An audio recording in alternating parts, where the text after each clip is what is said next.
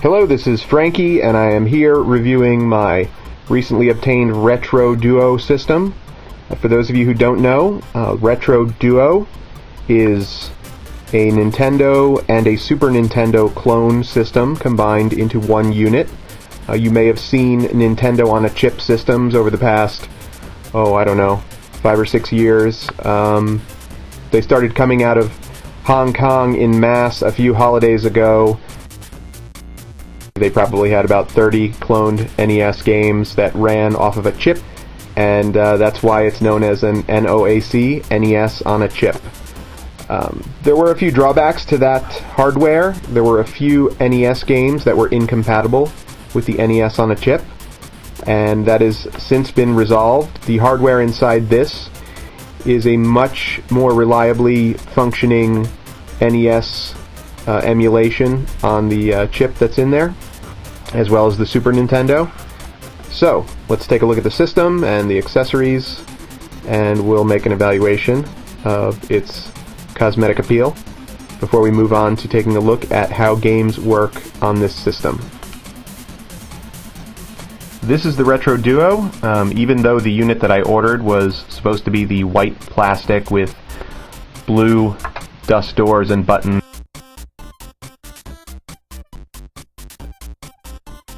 the eBay seller decided to send me the shiny black unit with the red door and buttons. And having owned a PlayStation 3 since launch, I'm not a huge fan of mirror black plastic units, especially in areas where our fingers need to come in contact with that plastic, and dust likes to settle. As immaculately clean as I keep my apartment, dust seems to find its way onto these units very quickly.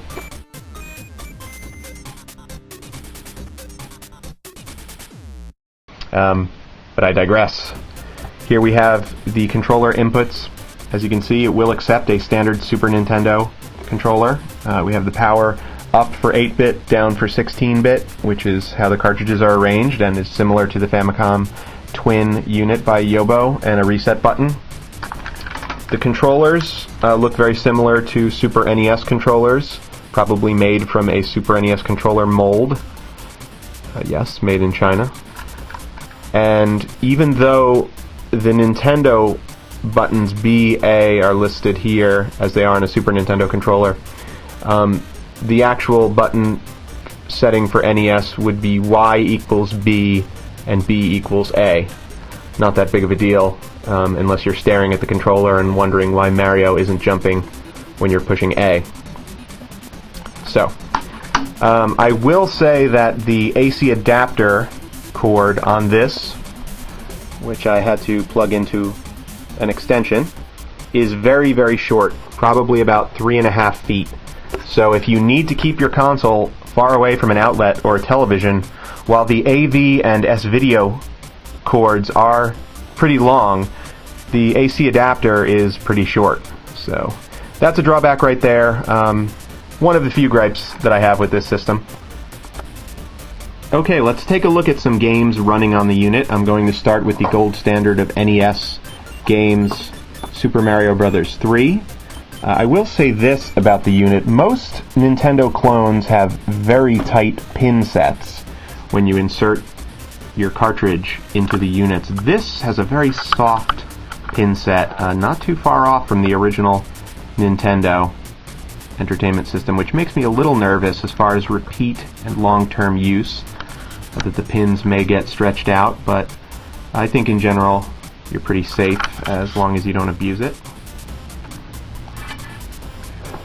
Now, on some of the NES clones, there were some graphical artifacts at the bottom of the screen here during the title screen, but on this unit we don't get a lot of that, or any of it.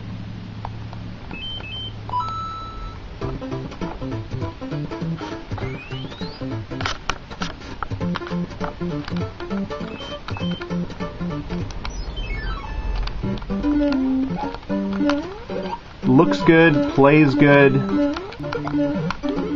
I will make note that the sound emulation on this NES software or hardware while it appears to emulate the full range of instrumentation properly on the NES, it does appear to strain a little bit in terms of the high percussion. Now, that's a really small gripe, but it's worth noting as a lot of Nintendo games did use the MIDI percussion instruments, drums and high-pitched drums in their soundtracks, so that's just something I thought I'd throw out there. Next, we are going to take a look at Castlevania 3, which is a game that was completely incompatible with every Nintendo clone system previously made.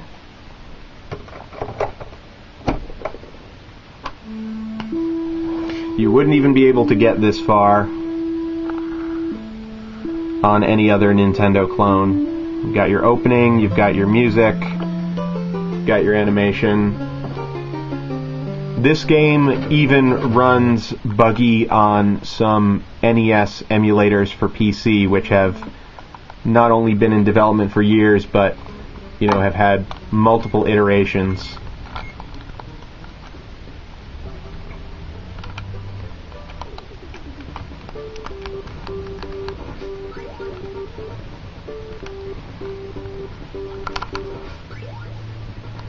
Looks good, sounds good, runs good, no graphical scrambling as far as I can see. Now I am going to show you what a Hong Kong multi-cart with a Nintendo size adapter does in this unit.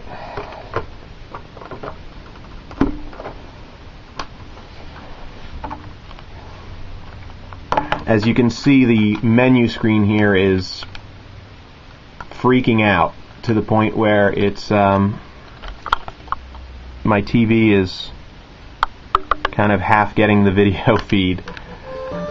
However, once I go to an actual game on the games menu, we're fine. Totally clears up once it boots the ROM that is contained in the multi-cart. We have a little Arkanoid action.